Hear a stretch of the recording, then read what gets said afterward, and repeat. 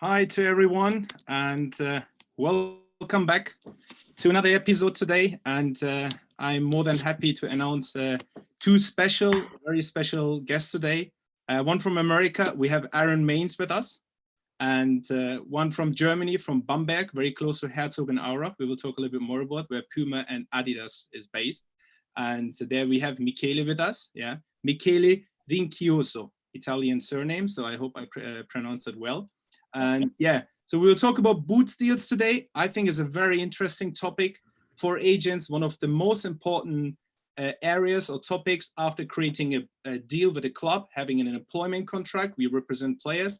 The other second, probably the most important deal after that is the boot deal, right? And we will talk about today, and I hope with these two experts, which are also great friends, we will talk and have some fun and learn more about boot deals. So before we start with our guests, I will give you a small introduction into the area, into the world of boot deals. Therefore, I need to share quickly my screen with you.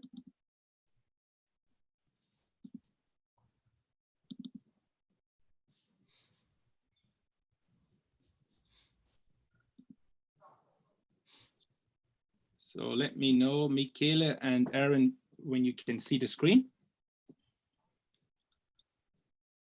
Yeah, I'm seeing it. Yeah, I can see it. Yeah. Yeah. Great. So, great picture from both of you, by the way. So, yeah, okay, let's start. I just go for the next slide. No, doesn't want to go over.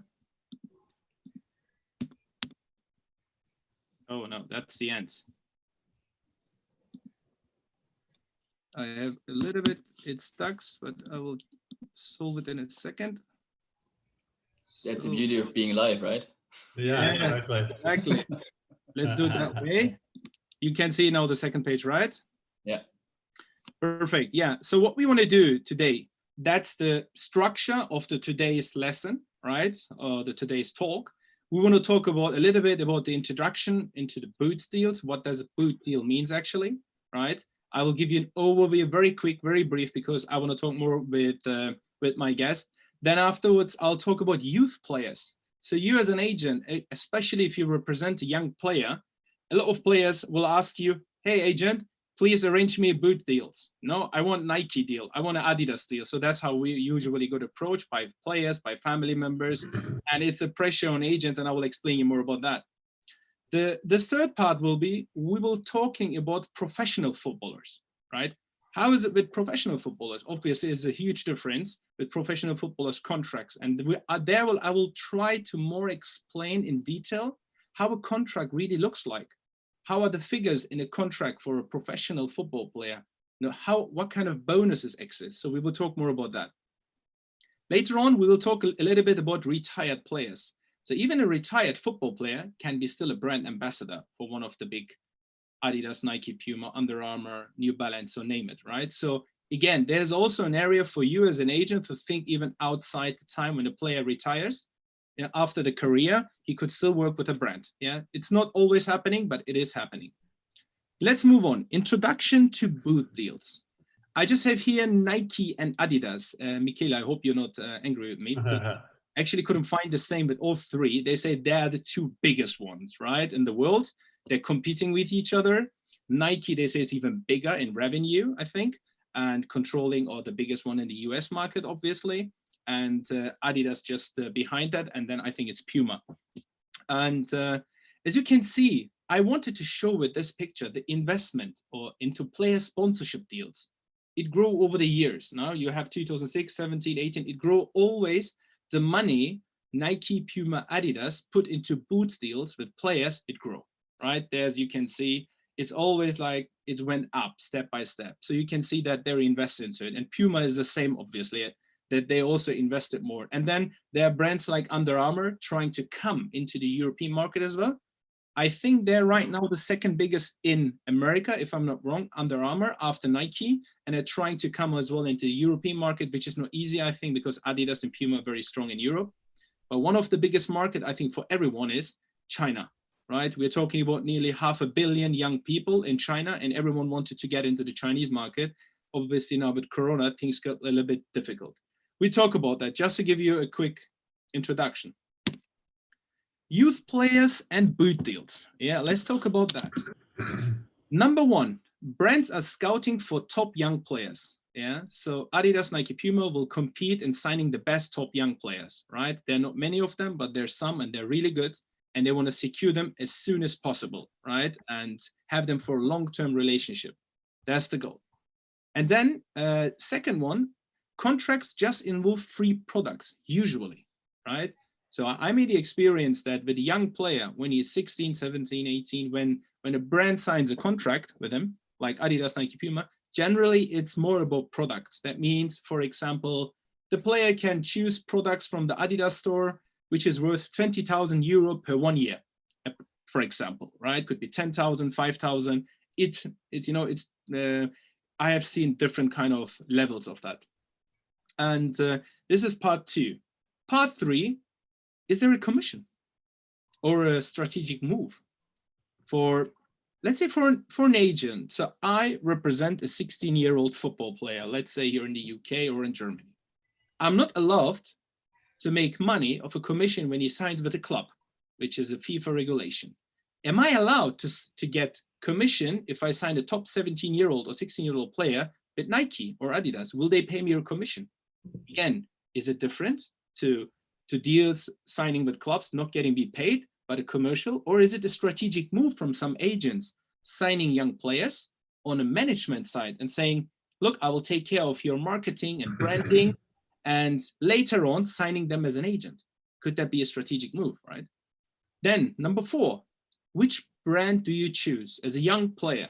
It's important that also you like the brand. I always say you shouldn't just go for the first, or, the brand wants me and I just sign. If you really don't like it, if you don't really like their shoes or the way or how it looks like, everything, you should be thinking twice if you sign it in a long-term commitment, because later on there might be not the availability to go out again, especially with matching rights we will talk later on. So you need to think twice if you sign in a young age with a brand for a long-term commitment. Yeah. So you need to choose the right brand. Next one is a way in for the agent. I already mentioned in number three, is it a strategic move? Could be a strategic move for the agent, but also a strategic move for the brand to get a young player and have him for the future. But a way in for the agent, as I said, in England, for example, you can't work with a player since he can't sign with an agent unless he's 16 in the year he's becoming 16, right? So when a player is 14 in the UK, you can't sign him. So what agents tend to do is they sign with them in a marketing deal, so-called, that they say, I will represent you on that part. So they're kind of acting already as their representative, but just for commercial deals. Then they bring a commercial partner on board, like Nike, Adidas, Puma. So they build up a relationship, and later on they become their representative officially as well. So just to think about that, that's happened quite a lot. I think Aaron might have some interesting stories about America at the college system, how brands trying to get college players. And so it's also very interesting. I think we'll talk about that as well. Yeah. Next part, I think this is the important part for many of you, is to see about the professional footballers and boot deals. Yeah, I think professional is written wrong by that. I need to talk to my guys about that. No, I did a mistake by myself. I don't want to blame anyone. So, and how are boot deals actually structured? Yeah, that's the big question always. Like, how does it really look like? How do boot deals really look like? So generally, let's say a simple way to explain, you agree for a certain amount of money, the base money, right? And that base money, let's say, is £100,000 a year, right? Let's say it's a good player, plays in the Premier League, just called up for the national team or not, and the brand says, we want you, we think you will be a permanent player for the English national team, we want to give you £100,000 a year, but you need to be 70% of the first team matches, or your 100,000 will drop 30%, 40%. Is negotiable, right? So it's also performance based, right? You might have a something to reachable. It could be like 10 million worth, but in the end you might just reach 200,000 because you can't reach the other parameters, which is like winning the Ballon d'Or and so on, right? So the brands, they can put a lot of bonuses in it, but generally it's based, the basic is that you get a certain amount of money and that you play a certain amount of time so that you can get paid a certain amount of money, right? So we see in Europe, I think probably in America, Aaron, you can say about that, a tiered system. Now we have A, B, C, we have a tiered system of clubs. So that's interesting. So certain brands like Nike, Adidas, Puma, they put certain clubs on a tier A. They're the best clubs. Like the Real Madrid, Barcelona, Manchester United, Bayern Munich, did I say? Yeah, 4 or 5 clubs, maybe 6 clubs. They are tier A. That means if you play tier A, your yearly income will be, let's say, 1 million. But if you play tier B, let's say Arsenal, Chelsea, or some other clubs, then it drops, right? And it's not 1 million, it's 750,000, for example, yeah? So it can drop dramatically. And if you go tier C, it's even less. That means if you play, for example, for a tier B team now and sign a deal with Nike, and then you get paid 750,000 per year, when you then change to a tier A team, automatically your income with the sponsor also changes to tier A. You will get paid more, 250,000 more. So that's interesting for an agent to understand, because if you have a player who plays for a tier A team and then changes the club to a tier C, and imagine he is getting 3 million a year from Adidas, and suddenly if he goes to tier C, he will just get 500,000. So his actually income will drop 2.5 million. So if you make that move as a player, not just think about the club you go, think about the sponsors you have, the money you will receive will drop as well. So it needs to be strategically think about and talk with your player that you're not just losing money, right? So you have to be like, try to get them in the A clubs, obviously, right? On the other hand, as I said, if your player is a young player, he is on tier C, try to get them already negotiated top tier A payments, because in case he comes to a tier A club and got transferred in summer, so he gets more money, right? Just to explain it to you. I think other important considerations to have is the length of the deal, right? Because I think about the matching deals, you are more experts. I think you can explain more about that. If someone want to leave, then if the contract runs out, that doesn't mean you can just change the club. Change the brand. Because if you negotiate with another brand and like, let's say you're at Nike, then Adidas wants you and Adidas offers you something higher, then Nike still can come and say, hey, matching rights, I pay you the same or even a little bit more, you stay with me. So it's not like being a football player in a club where you can change when your contract runs out. You have to think about that. That's why the commitment in the first place is very important, because you commit to maybe a long-term relationship, yeah? Very important. Then other things is you have requirements for the player. It's not just you get paid money and you wear the boots. That's not everything, right? You also have social media. You also have appearances, right? Especially appearances. Let's say 5 times, 6 times a year, there are shoots, right? You need to be there, and there will be a production team, and you will be in the video, and you have to promote it. You have to say stuff about the shoes. You have to talk into the camera, and so on. Yeah, you have a lot of commitments and requirements. And then also important is what other brands, industries are excluded.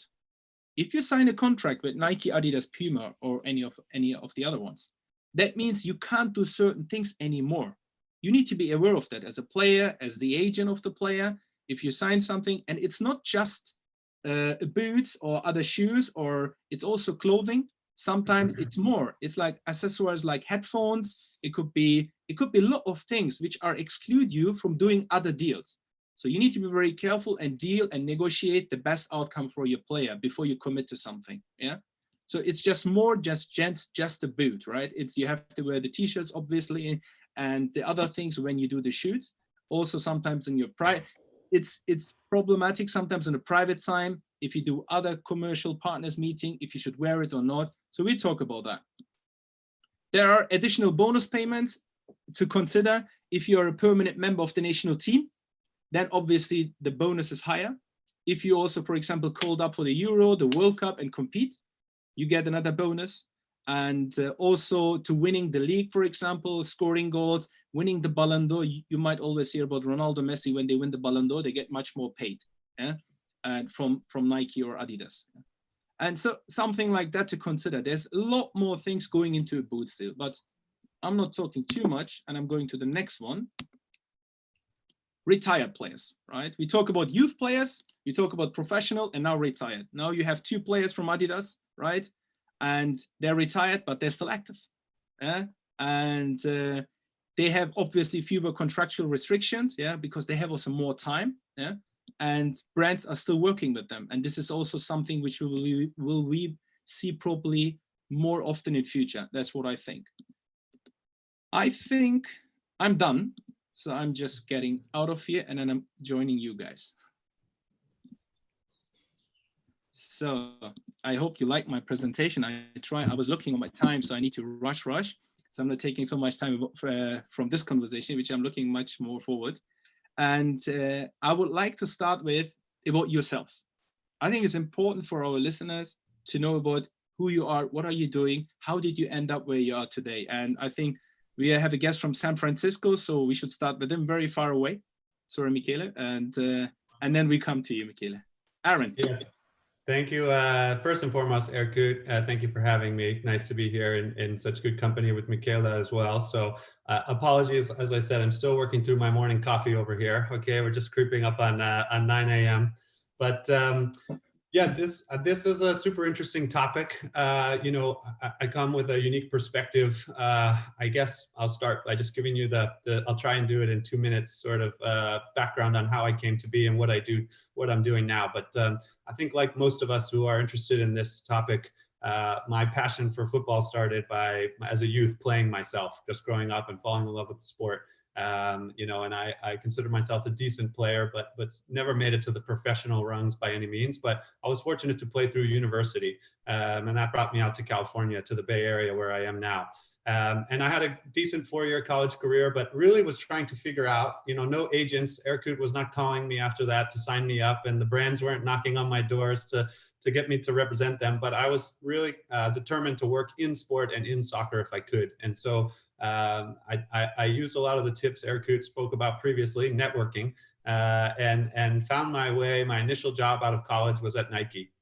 So I moved up to Portland, Oregon, and I started in Olympic sports marketing, working with the Winter and Summer Olympic athletes. And essentially, I was an administrative assistant. I was taping boxes, answering phone calls, going to events, helping athletes on site. Anything they told me to do, I did. But I knew that I wanted to get into soccer. And I'll say football, since we're, you know, on a global call here, we can all agree on football, get some stick from my American friends, but I knew I wanted to get into football, and I was clever enough to find my way into the lunch soccer game at Nike's campus. All the people involved in the business were playing soccer at lunch, and I talked my way into the game. And that's how I got to know all the people there and started networking with the soccer sports marketing team. And fortunately, 6 months later, they were hiring, and I applied and interviewed and got a job officially in Nike Soccer Sports Marketing. Which was an amazing place to cut my teeth and start to understand the business side of football. So I was a grassroots field rep, they called it, and basically in charge of managing all Nike sponsorships across everything below professional. So youth clubs, college programs, everything until you turn professional. And obviously we have a unique system here in America with the college system and amateur versus turning professional and the development of professional academies. You know, we're still very much in our sort of, not our infancy, but maturing market in the professional world. But point is, I spent the next 3 years working for Nike Soccer, servicing all the youth clubs and building relationships with the coaching directors, the coaches themselves, the sporting directors, the top college programs. And unknowingly, I was building a really good network. And part of my job was to know who the top young players were. I was moved from Portland, Oregon to Chicago. And so I was in charge of the Midwest region for Nike to understand who the top players were in that part of the country as well, so that the Nike professional rep could make the right decisions on who to sign and how much to pay them and where they would fit into the portfolio. So I started to interact with agents in that role and had a really good network of people who trusted me and would give me the right information, because as we know, in being an agent, information is key. You got to know where the players are and how to get to them and build trust with the right people. So one day, my former boss, Richard Motzkin, called from Wasserman, of course, being a global football agency. And he started recruiting me out of Nike to become an agent and to work with him and to learn the professional side of the business, which for my career path was super interesting. I was ready to try and learn more about that. And the idea of helping players achieve their professional goals was super interesting. So I moved from Chicago to Los Angeles. This was back in 2009. And I spent the next 5-6 years learning how to be an agent, how to recruit players, how to sign players, how to negotiate contracts with MLS and beyond, boot deals, everything. It was a great learning experience. And then in 2014, Wasserman asked me to move to London to be a bridge between the European and US market. And that was fortuitous because that's where I got to meet Erkut for the first time and spend some quality time with him and continue my own sort of apprenticeship or learning about the industry. And now, what does it mean to be an American in Europe? And what does MLS look like from a European perspective? And likewise, how do you support young American players who are trying to break into Europe, to start their careers? So that was really like getting a master's for me in football, as far as spending time with those people and understanding that part of the business. And I was on a 2-year visa. I did a 2-year tour in London. And when I returned to the US, I felt like I had learned and grown and done a lot of amazing things. Candidly, I had seen the best and the worst of the agency business at that point. Some of the things that maybe aren't as sexy, and maybe some of the behaviors that I wasn't as excited about, but I was really appreciative. That was super informative for me. And shortly thereafter, actually, I pivoted and I went back to the brand side and started a job at Adidas, overseeing Adidas's soccer sports marketing portfolio back up in Portland, Oregon. And I spent the last 3 years there managing the sponsorships for Adidas, from the MLS league-wide partnership to the actual player portfolios. And here in the US, it's a really unique market, which I'll talk about maybe a little later, but both the men's and the women's game in particular is really significant here. And so having to manage both of those portfolios and obviously compete with my colleagues at Puma and Nike and Under Armour, making a really big push to build their presence. Again, a really amazing experience. And during that time, Adidas extended their league-wide sponsorship of MLS for another 6 years. And I was involved in that negotiation, which was really interesting too. And so I spent the next 3 years at Adidas managing that. And then just recently, in the last 4 or 5 months, actually, I've transitioned into a new role, working essentially in a new company called 4 Soccer Ventures, that's looking really to comprehensively grow the sport of soccer in the US, both on the field and off the field. So how do we invest in the right grassroots programs beyond what MLS is doing in their academy structure? And how do we grow soccer's relevancy and make it more culturally relevant and cool and hip and all the things that are a given in Europe, where soccer is king. Obviously in the US, we have a crowded market with other leagues, and the sport really has a high ceiling. So we're looking at different ways to strategically invest to grow the game. Again, knowing that we have the World Cup coming in 2026, and that's going to be a really significant moment for the sport, and I think what happens here. So way longer than 2 minutes. Sorry for the detail. I'm sure Michele can do better than that, but that's a little insight to how I got here, and hopefully why I can share some of my learnings about boot deals specifically. Thank you. Thank you very much, Aaron. I think it was a great insight to see you work as an agent. You were actually a soccer player at university. Then you ended up with Nike, then an agent, then Adidas, and it's a very interesting. And so yeah, thank you for that insight into your life story. And now we're going to Michele, and I'm curious about Michele's life story. First of all, thank you very much for having me, and also lovely to hear your story, Aaron. It's really impressive, to be honest. It was a little bit different for me, a little bit, I would say probably a little bit straighter. Yeah, I was also passionate about football to any time, of course, when I was younger, same as probably most of the kids nowadays. Tried to be a professional footballer. I ended up being, let's say, semi-pro, which is, I think, also an okay level. I was also waiting for Erkut's call. He never called me. That's why I never made it, obviously. So I never made it. So I'm going to blame now you, of course, with Erkut. No, but joking aside, that helped, obviously, because I saw also on the semi-professional side the ups and downs of the industry. I always had a friend who helped me, so I never had a proper agent. It means I was already really early involved in my own negotiations, which obviously helps me now in the industry and in my job. I did an internship actually at Puma in a completely different area. And then same as with Nike, obviously footballers always play lunchtime football, right? So that's where I got to know my current boss, which was actually quite funny. And he also used to be a professional footballer back then in Frankfurt with the likes of JJ Okocha and Guido Buchwald, and quite impressive names, to be honest. So we got to know each other, and then lucky me, my predecessor actually kind of left, actually almost at the same time when I finished my studies in Erding, and he just hit me up and said, hey man, I'm going to leave as it looks like. So would you be interested? It's like, yeah, sure. So what I did was I handed in my CV, and then lucky me, I made it, and was so privileged to start as a junior in Puma in a global scale. That's actually kind of like, there are certain layers. Of course, you have the local entities. I mean, maybe to explain, and then and you have the global head. And I was privileged enough to be straight away in the global hub, and worked then my way all the way up to the senior level now. And yeah, was also involved in, so when you're junior, you start with, let's say, lower level investments in tiers and youth sections. And then, yeah, lucky me, I was involved in the 2014 World Cup straight away. That was actually quite nice.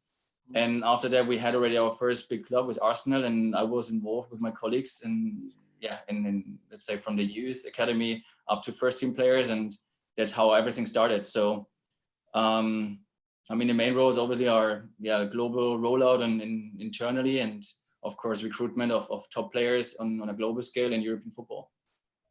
Yeah, that's basically my path so far. A little bit shorter than 2 minutes, but I guess that explains a little bit what I'm doing. I hope.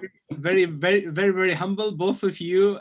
Very humble personalities, and you are fantastic so far in your careers. And I think you can be proud of that as well. I mean, both of you, I know for years now, and you always went the ladder up. It's amazing. And with Michele, I have to say as well, because now it's here, I can say, like, whenever I need something, whenever I go somewhere in the world, and I travel a lot, and Michele knows this, I always call him up. I was in Nigeria, in Ghana, in the last 3 months, Nigeria, Ghana, India, and I always call him up and I say, Michele, I'm going to these countries. Do you have anything, you know, that I can bring the kids there? Because I'm going really like in areas where kids needs anything, right? And 2 days later, the box is here in the front of my house, literally is there. And he always said, thank you for that as well. And really, I need to say thank you for that. You do it all the time.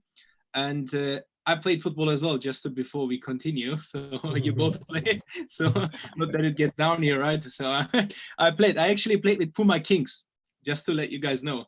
Classic. Nice. Like everyone. For me, it was like that was the only one, because the best one was wearing it, right? At that time, it started, I think, with Eusebio, but then the more important was Pelé, Cruyff, Johan Cruyff, and then, of course, Maradona, 3 World Cups, you know, the king. He was the king, Pelé was the king, he was the king, and they were wearing Puma Kings. So there's only, for players in my neighborhood, if you want to have the right boot, is the Puma King. And it wasn't Adidas. It's interestingly, like, it wasn't for me Adidas at that time. It was like, I need to have the Puma King. And it was expensive, right? Still at that time, even like we had to ask parents, can I get, boots? Can I get new ones? And there were some fake ones in the market in some countries. I won't say in which countries. I found also the fake one, to be honest, but it was damaged after like 3-4 games. So anyways, that's very quickly to that. And so I start with the first question. It's always to both of you, whoever feels comfortable can come out with the answer, and you can answer both of it. So how can agents make their clients seem like an attractive option, right, for a sporting brand like Nike, Adidas, Puma? What do we need to do, and what does the player needs to bring to be attractive? Like, so what is it like? What are you looking for to sign? Is it just a performance base, or is it more than that? Yeah, what are these brands looking for? Aaron, you want to start? Sure, I'll throw a couple of things in. I'm sure you'll add to it, and we can just have a conversation. But I think you said it, Erkut. Obviously, the first thing brands notice is performance, right, on field. And again, there's a constant need to scout and understand who the top players are coming from into the market, right? And you're right, it is getting younger and younger, where people are starting to identify players and make bets on, where they're going to go. So on field obviously matters, and that's probably where the conversation starts. I think the thing that gets more interesting for brands, certainly the ones I've worked for, is what do they bring off field, right? What kind of personality, what level of engagement, what how do they show up off the field, and are they thoughtful? Are they marketers? Are they interested? Do they see the bigger picture? Like, that stuff matters. It's not to say if you go score 40 goals in the Premier League and you have zero personality, that every brand isn't still going to want to sign you up, because you're getting on-field exposure by that performance on the field. But obviously the reason that somebody like David Beckham is a global icon and still a brand ambassador is because of everything he brings outside of the field as well, right? And how much people associate Adidas with David Beckham because he's charismatic, you know, he's humble, he's thoughtful, he understands that his role is to promote this brand. And so, you know, and that comes with time and maturity. Nobody's born with that. That happens over time. But I think for an agent, think about, first of all, how you position your client to the brand, right? Do your homework, understand what the brand's priorities are. What are their footwear silos? What's their campaign currently? What are they trying to promote? And how does your client help them do that? And so I think if you position your client correctly up front, it will be a big benefit to the traction you get with the brand. If you can explain, hey, you know, Adidas is the creator sports brand and Paul Pogba is the ultimate creator because of all the things that he does on the field and off the field. When you have that kind of synergy, that's when obviously, you know, you get big deals and you get, you know, a global icon. Now, obviously agents are going to sign young players. They're just starting out and they're just developing. So not everybody's going to, you're not walking into the room with a Paul Pogba. But think about how you can position your client against that brand's needs and try and be strategic about the way you describe them, the benefits, the things that they'll do to help that brand. Because I think what people forget is ultimately the reason a brand spends money to sponsor a player is to help that brand sell shoes. And, you know, people forget that actually that's the goal, right? And so it's not just a privilege. Oh, I'm a good player, I deserve a boot deal. It's think about, you're the brand, you're paying somebody to wear the boot. So probably you should be in the right colorway for that season. You should wear the right style at that moment. Those are things that drive brands crazy when you sign a player and he's not wearing and rolling out the right footwear to actually go to the store so that the kid watching him will want to go buy that boot. Because that's ultimately why you're doing the deal. So just have to kind of put yourself in the brand's shoes and think about what would be important to me to write a check to sponsor this player. And I'll pause there and let Michele jump in because I'm sure he has some comments to add. But. That's perfect. No, honestly, that was, I mean, there's not so much to be honest to add because that's exactly how it is. I think nowadays, and that's the issue, I think the generation of footballers coming up and then coming back to what Erkut actually said, in the 90s, Nike just came. They were not existent. It was Adidas and of course it was Puma. And there were maybe some smaller brands, but they were not really relevant. So it was the Copa and it was the King, right? So nowadays, if you try to explain it to the generation, they're like, what the fuck? Without Nike, there is nothing. But let's be honest, I mean, Nike made it very smart with their marketing tools they're having. So if you look at it now, the players nowadays, they believe I'm a good player, so I need to have a sponsorship deal. It's rather, and that's what you explained, Aaron, is like for a brand is, of course, we want to have the best talents. And of course, we want to sign them up somehow, if it's with a product deal, if it's now with incentive bonuses, whatever it might be. But also, does the player fit actually the brand? Not every player does fit the brand. And that's also something where we, for instance, from Puma also identify players and look at them as like, is that a player who actually generates sales for us? Of course, when the younger, the more challenging it might be. So you have to bet on some players, of course, somehow, but it's always a challenge, especially for the agents nowadays, to kind of keep players and especially the parents in control and saying, first of all, let the boys or the girls do their job and perform, yeah? And maybe then a pair of free boots or a product deal, whatever it might be, is really valid nowadays, yeah? And that brings something to the table. And then later on, we see how that might stagger up and actually develop over the years, yeah? So I think being an agent nowadays is a bit of a challenge because you're kind of like a psychiatrist as well as an agent, so manager, everything combined. So as we're saying, or as you already said, Aaron, I think it's becoming a challenge, and what a brand wants to achieve is actually selling product. That's the ultimate goal. Yeah, and that's what players and agents sometimes forget. I got always the pressure. That agent, he created a boots deal for his client, or two clients they have. You need to get me boots. That's how they approach it with parents sometimes, the expectations.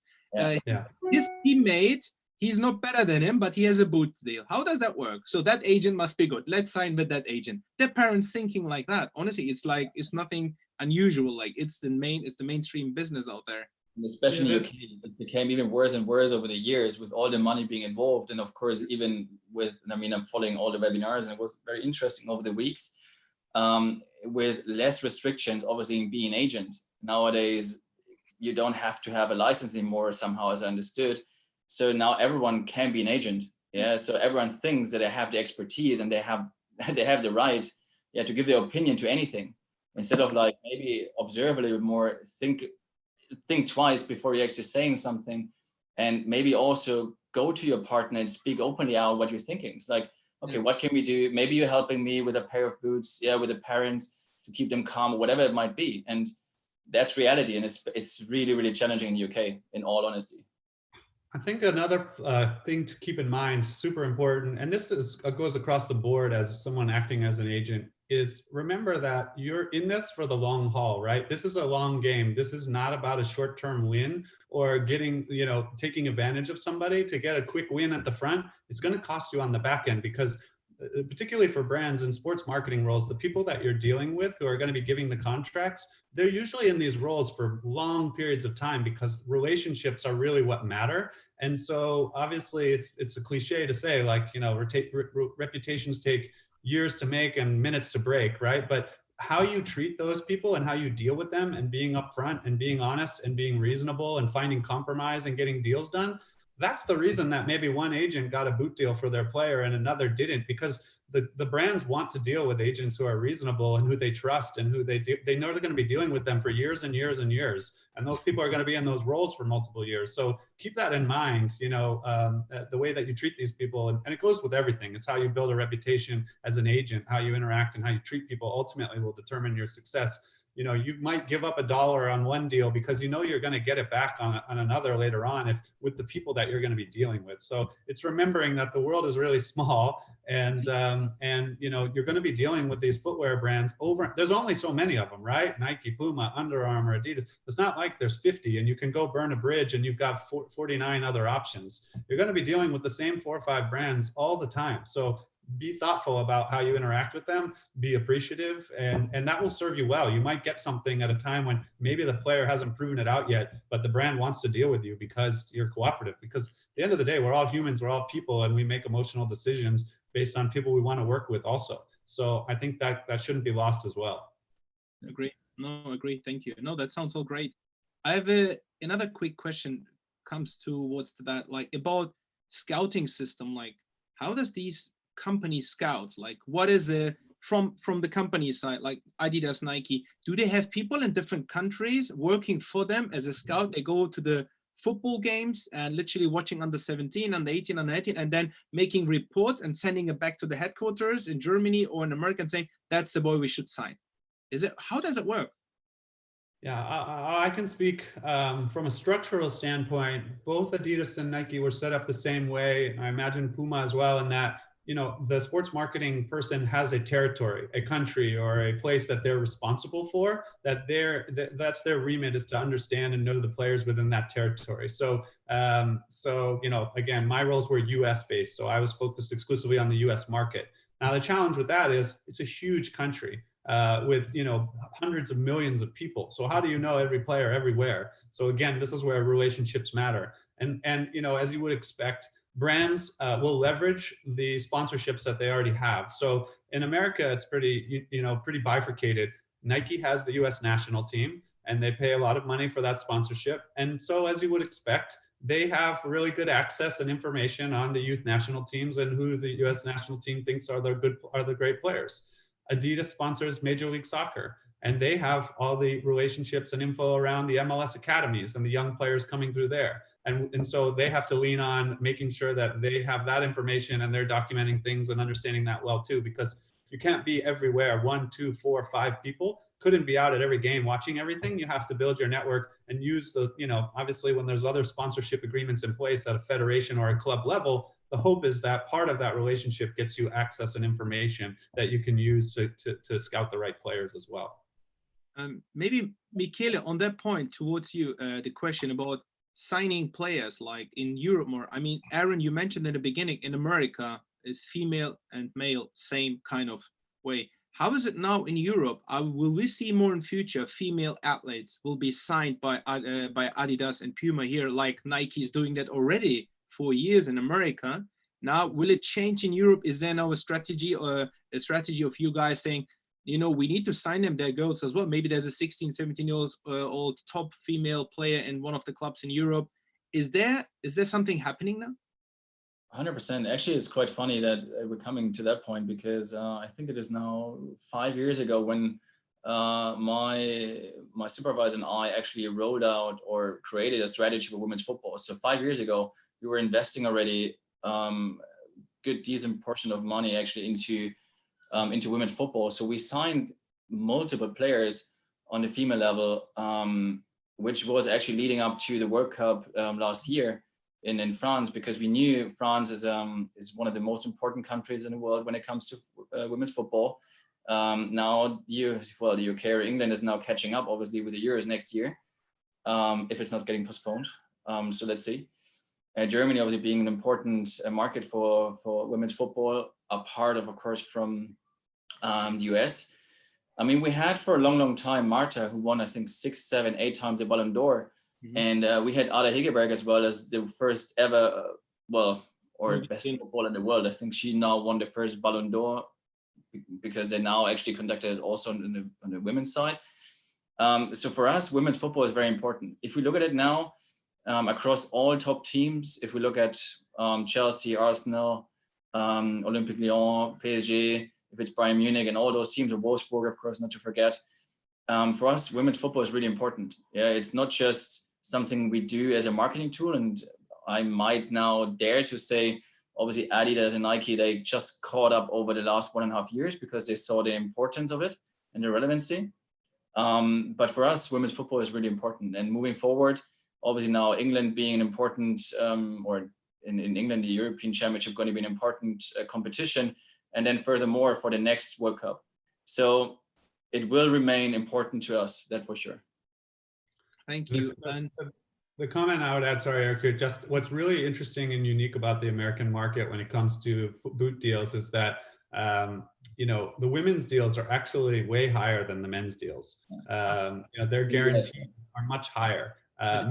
Men's salaries, the MLS has matured to 25 years this year, and the league has grown and started to get some profitability where the point where the salaries are significantly higher. But the footwear deals are much lower than the women's deals. The top, that top 2% of the US women's players, those are the biggest footwear deals, some of the biggest footwear deals that we have in the market. So it's really, totally opposite of the rest of the world. So as an agent, the American agent, obviously, strategically thinking about that and trying to figure out who's going to be the next. And obviously, the U.S. as a marketing region in general, sort of, you could argue, leads the world as far as how we tell stories and do that. And so that's part of it. But yeah, footwear market for female players is significant here. This is something I experienced as well whenever I was in America. I think when you were in LA as well in the office once, or when I met Alex there in LA. So I felt like the agents over there in football, they're working for female, male, boys, girls at the same time, and is no different. And I'm coming back to Europe, like you might find 2-3 agencies who started now looking after female football. That wasn't like unheard like, and now they're starting, okay, maybe. But in America, it's unbelievable what kind of market it is. That's when I realized when I was there, like literally, wow, you guys really do so many commercial deals, especially for female athletes. It's unbelievable what's going on over there. So thank you. Yeah, thanks for that. Yeah, I was just going to say part of that too is because the women's team has won multiple World Cups and they are considered the best in the world, so their values are higher, right? So some of it's logic, right? Obviously as well, and obviously the men's team has yet to do that. So hopefully, yeah, exactly. Well, if you look at the commercial opportunities obviously in the US, because that's where you're saying there are the female players in the US are superstars like the European male players, right? So that's why the level of investment here in Europe is still very low compared, of course, to the US players. So it's just now about to get started and, of course, to get increased, and then the interest is increased. So let's hope that will further develop over the years to come. Because they are still the best in the world on their level as well, and that's what they deserve as well.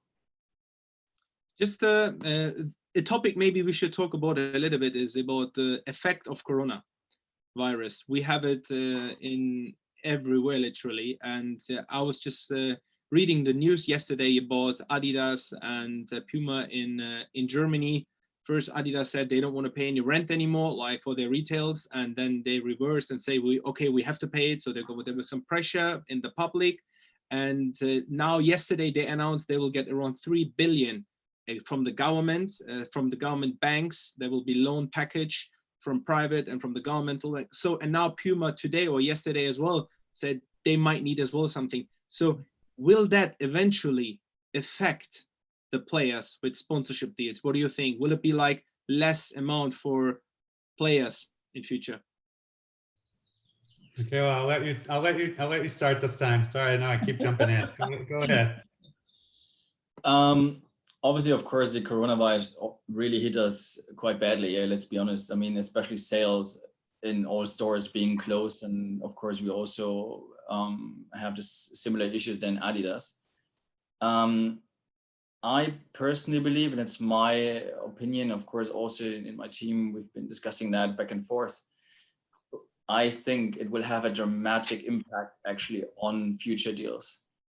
I don't think similar retainers like the yearly payments going to be in the same height as now. I can't see that happening, because if we look at it now, it's kind of like who pays more. Yeah, it's trying to stagger it and even having more and more and more. I can't see that happening anymore, because sponsorship deals, especially let's say marketing budget's going to be cut. Yeah, because of the impact of Corona. And also, if you're really honest, only a very few players per se have a huge impact. I mean, there we can name it as like at the moment, definitely the likes of Messi, if it's Ronaldo, if it's Mbappe, if it's even Jadon Sancho now.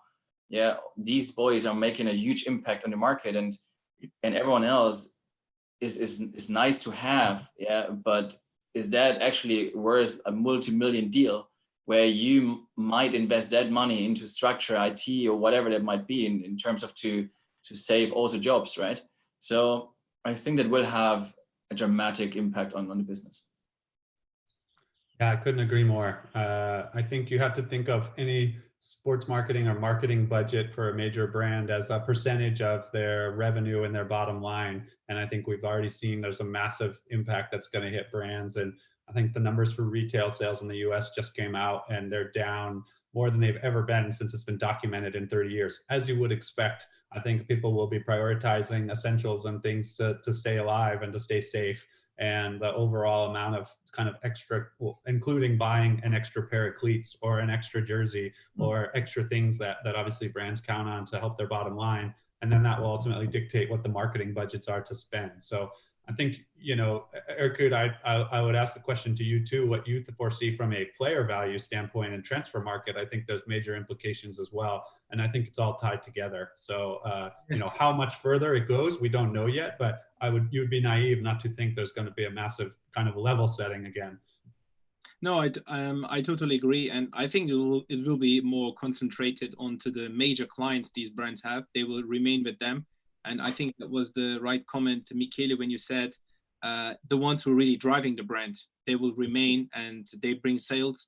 And the ones they had it add on, they might not be existing for a while or get less valued, and they might be not getting any brands deals for the future, at least for a couple of years. I think I can see that in the same way, because I think because Adidas or Nike, Puma, they're so big, and it's not just a football club, you know, like a football club, you know, you have 5 streams of income, for example, TV money, commercial, then you have a match day revenue. I mean, you can see a little bit, but with brands like Nike, they have 1 million employees, they have over 1,000 factories in other countries. I mean, it's impact all over the world, right? It's not just in one place. It's, I mean, so the effect for these companies will be much more higher than I think for football clubs, because they can still play their games without fans. The TV money will be probably there, and I don't think the loss on that part will be that much like on a company like Adidas. Nike. They're worldwide and have sales retail places all over the world. I mean, it's a different thing, but I think in the ecosystem, yes, it will affect everyone. Everyone will feel it, and I think transfers money will get down. There won't be that high payments anymore. I think it was overrated anyways, so inflated, and I think it will get down automatically to. It will be also for certain clubs. I think the very good ones, the remains already financially on the top level. For them, it will be like even an advantage maybe to buy now players much more cheaper than what they buy. For a player which the value was suddenly 150 million is maybe now 50 million or 60 million. Signing a new contract with these players, they will say, look, because of Corona, we can't do this anymore. We can't make these contracts anymore. Suddenly, it could be opportunistic for some clubs as well. You never know. Also for agents, players, for everyone. So we need to see in the end what's really the effect of Corona, and we will see it in a couple of months for football clubs, because now we can just rumor, because we even don't know if the games will be played behind doors or not. So will the sponsor money will remain or not? So after 3 months, I think everyone will see, okay, what really happened. That's my guess. So, and then, but we also try to work as much as we can from home, doing more phone calls, video calls like this. So we're just trying to work and use this time in a positive way, you know? It doesn't help anyone to sit down and say, you know, we have Corona. I mean, come on. It will be over and we will move forward and we will learn something from this time, spending more time with families maybe and appreciating what we have. I think trying to take the positives out of that, I think, is the most important. I will just add a comment onto that, which I do think, you know, people will have a thirst for and an appreciation for sport. You know, nobody will, you know, everyone will remember what this has been, and not just sport, human connectivity, humanity, you know, appreciation for each other. Sometimes you have to lose these things to fully appreciate them.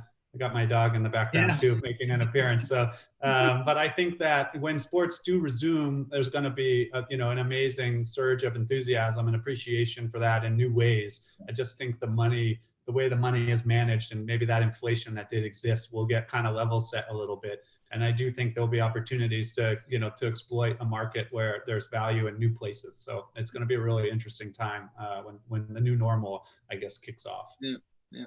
I mean, coming to another question about that, I think it's another threat for football players, maybe not a threat, but they worry about that Adidas, Nike, and Puma, they're more signing now celebrities and musicians and the ones like Rihanna, Beyonce joining. Does that mean players less and less, or does it mean they will both remain? Because, I mean, in the end, I can imagine you might have a budget, marketing budget, and it feels like, for me, they're becoming more a casual wear brand than a sports brand. It feels for me like they're going more towards that, and it will be less, maybe it will be still athletes, but less than now.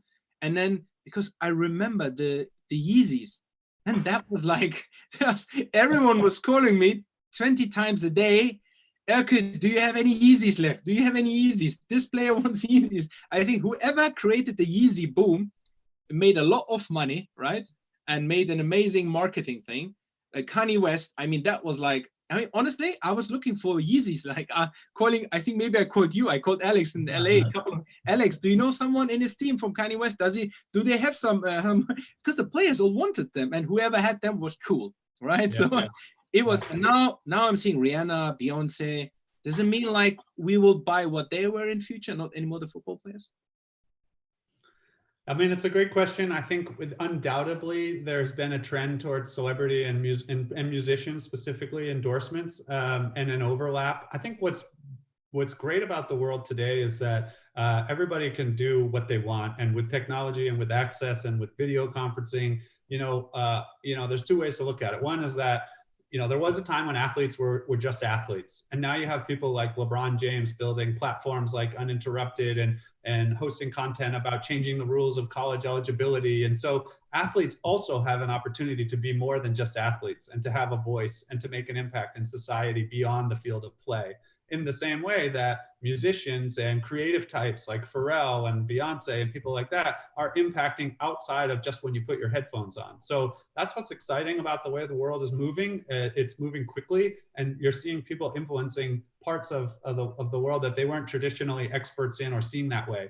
And so, listen, wrong, right, or indifferent, whether you agree the Yeezys are actually a good looking shoe or look like they're from outer space, or there should be the demand for them that there is, that was a phenomenon that we hadn't really seen before. And it's definitely, you've seen Adidas continue to invest in that space. You've seen Nike, you've seen Puma, celebrity endorsements are certainly have had a significant impact on culture as well. I would just make the inverse argument that athletes also have an ability to grow their brand and influence and generate revenue and income in ways that maybe they never have before, because the platform is so much larger and they can be seen as more than just athletes. Yeah. Yeah, maybe to add just there, and that was perfectly addressed actually and then explained. I think the way we consume nowadays sports and generally how we entertain ourselves is so different to 10 years ago. As you said, LeBron or any other celebrity, I mean, we can also count football as being celebrities. They make themselves like more heard, let's say that, yeah. So if you look at the likes of Rihanna or whatever you want to name it, whatever they say, people listen, right? So if it's like about politics, if it's about lifestyle, if it's about the Fenty show, for instance, which was unbelievable, for instance, changing Victoria's Secret to change their entire range. I mean, you can see that nowadays how we consume sports, how we consume lifestyle things or fashion shows changed. So obviously also the brands have to adapt somehow. That means the level of commitment you want to have towards your consumer, they will engage with authentic footage and content. For that, you need authentic sponsorships as well. That means the likes of Rihanna and Kanye and whoever that might be.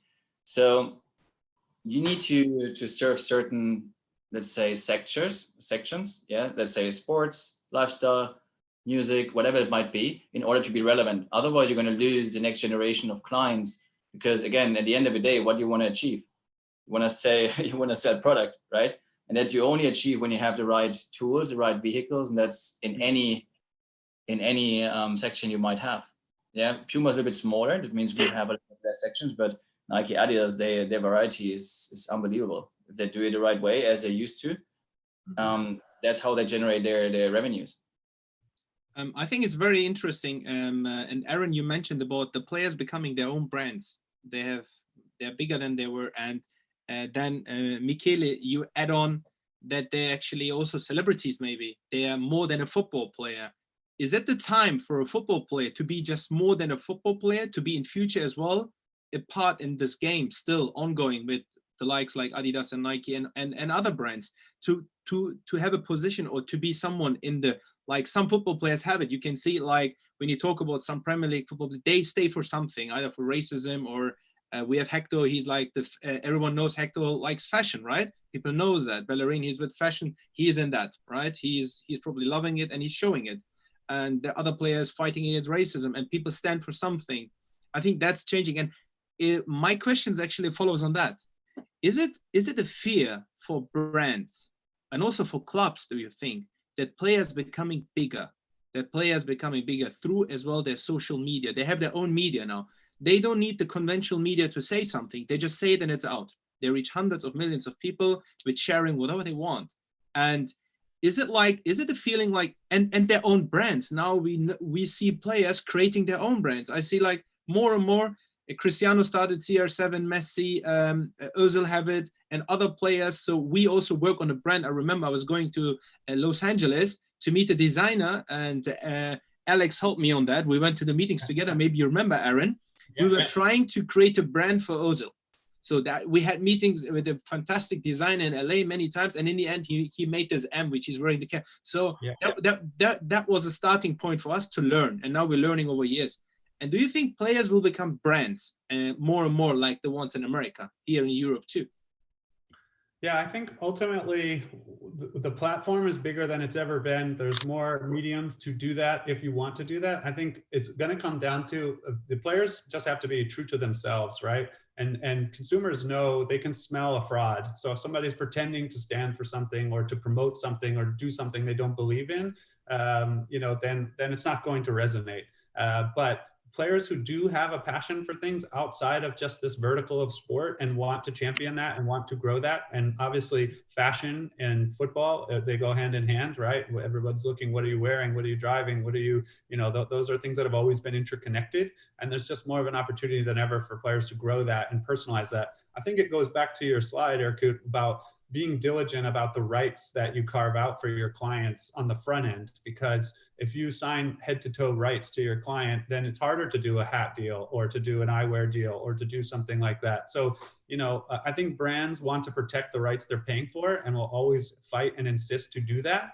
But at the end of the day, if Cristiano Ronaldo grows his brand off the field, it ultimately helps Nike. There's an uptick to them too, and it helps Juventus sell jerseys. So they'll benefit from the wave that players build outside of, you know, traditional sport landscape. So, you know, there is a legal and contractual conversation to have around what things they can pursue and develop on their own versus what they owe the brand based on the commitment they made when they signed the contract. Yeah, I can only just agree with that. I mean, of course, ideally, in an ideal scenario, you try to, as you said, with Cristiano, for instance, you're trying to grow together with the brand of the player. Or, I mean, even a better example is probably the Jordan brand, right? I mean, that's a perfect scenario where an own brand was created out of a boot or a shoe, right? So if you look at it now, I think they're generating more than 3 billion or 4 billion revenue a year, which is it's massive. So that was a perfect scenario. And obviously, of course, if you can work alongside with a player to work on his image and his brand, and it becomes like an iconic brand, and you sell again product with it, why not? I mean, it's just a matter of conversation. It's also important, and that's what we always tell our partners. It's always important to have the conversation that comes down to your relationship to the player, to his environment, and to his manager, to just find a common ground. Just a quick one, Aaron. Do you still have 5 minutes, or do you need to? I do. Yeah. In case you need to leave, let me know. I know you have another meeting after. I do. It's okay. I got a few more minutes. All good. I pushed it back a couple minutes. Perfect. Thank you for that. Just another question. You mentioned Juventus. I think that's interesting with Juventus. I mean, the media was talking when Juventus signed Cristiano Ronaldo. They literally got the money which they spent to sign him out of the jersey sale, and it doesn't make for me that much. Like, I don't believe in that much. Is it really true? Is it not going most of the money to the sponsor, like whoever, Adidas, Nike, whoever is the Juventus kid? Like, is it really like, is the club? So I mean, how much money does a really club makes from jersey sale? Is it so much? Well, again, I think same way that each player contract is unique, each club deal is unique, right? Into what percentage they carve out for themselves of the royalties. So I, don't know the details of Juve's contract versus a Man U or a Madrid, or obviously some of those biggest brands in the world. That those are really serious negotiations to map that out, and it will be predetermined what percentage of that flows back to the club versus Adidas as the brand, or Nike or Puma. So they're all unique, and obviously all probably confidential information. But I would argue, what the club does control is the gate revenue, right? And probably not that Juventus had trouble getting people to come watch them play, but all the ticket sales and the interest in the team and people coming to watch, and all the subsequent commercial opportunities of having Ronaldo in your portfolio, probably there is an offset to the cost that they pay. And they have to do, hopefully they smartly do the calculation to figure out what their threshold is to pay that versus what they expect to get back. But there's obviously a parceling of who gets what percentage of each dollar between the club, the brand, and in Ronaldo's case, he's got the leverage to carve some of that out for himself as well. I have no doubt. Okay, interesting. Yeah, 100%. I'll be really honest. Yeah, interesting. And I think there's one story I just wanted to also, I thought we have a little bit of time. I never can forget about that. Like, and I wanted to ask you, like, you remember when Mario Götze signed for Bayern Munich? and we were all waiting for this moment when he signs live on TV at the Bayern Munich training facilities, and suddenly he comes with a Nike t-shirt and sits there like in front of the camera, and that was like one of the biggest things I've like afterwards. The chaos was unbelievable. How this could happen? Didn't no one look what he was wearing? No, when he was coming inside the club, he wasn't wearing a Nike shirt. He was wearing something else. Later on, he changed his shirt with inside the club into a Nike shirt before he came to the press conference. But Adidas is also the owner of Bayern Munich, and not many people might know that. They own Bayern Munich. They have shares like 9 dot something. You can go online and check it. They are one of the owners of Bayern. Now I'm seeing an owner. Adidas is a partly owner of Bayern Munich. They buy a player, and he's coming with the Nike shirt to a live first conference. Like, I mean, have you seen that? Like, how that works? Like, what is it like? Is it called ambush marketing? I don't know. Is it or not? I don't know. Yeah. If I may quickly chip in that, because I know Mario also personally well, because of Dortmund and Dortmund being Puma, and kind of ambush if you want to say that. I feel actually with my colleague or with our colleague from Adidas, because he was for sure present when that happened. And I'm pretty sure that the Nike guys were incentivizing, let's say, that Nike t-shirt swap. Wow. Somehow, I'm pretty sure also that the fine which Mario got was not paid by Mario. Yeah. But if you look at it, the impact it had, globally, and also still now, people remember that. Yeah. So it was an absolute coup. It was brilliant per se, but disastrous for the club as well as for the people working in that field, right? So you can, of course, say they were not checking thoroughly. Of course, they should have checked maybe prior him going to the press conference. Those things can always happen. We, as Aaron said as well, we're only humans. Mistakes going to happen all the time. It's just a matter of how do you solve those. And it was quite iconic, and I think it never happened before. I can maybe mention here maybe one story. When Falcao obviously went to Man U, or he was about to go, and I remember us being, of course, very close to Falcao back then. We tried something similar. I think we sent him probably 20 tees with a big Puma logo on it. But what Man U did very smartly then, of course, is then putting Falcao in like a full Man U dress, which is obviously as a club sponsor, you're forced to wear it. So he was then seen in his first ever press conference with Man U, like all over Man U product. Yeah, so that's how it's supposed to be, of course. So there's nothing you can do. So the guys at Man U did a good job with that. Yeah, and us unfortunately not. So we were not able to incentivize that because Man U was just very, very professional with it.